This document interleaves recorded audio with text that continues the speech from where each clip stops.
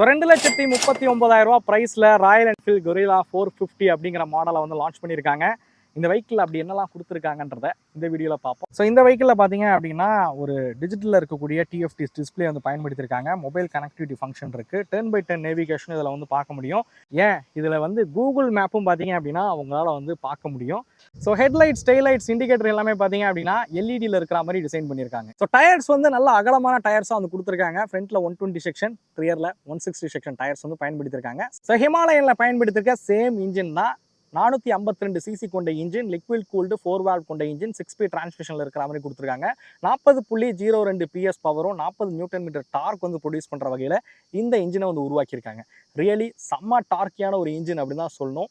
கண்டிப்பாக test drive பண்ணி பாருங்க. இந்த வெஹிக்கிளை பற்றின டீட்டெயில் ரைட் ரிவ்யூ பார்த்தீங்க அப்படின்னா நம்ம சேனலில் இருக்குது. மறக்காம தமிழ் வீல் சேனலை செக் பண்ணி பாருங்க. யூடியூப்ல பார்த்துட்டு இருக்கீங்க அப்படின்னா கீழே இருக்க ப்ளே பட்டனை கிளிக் பண்ணி பாருங்க.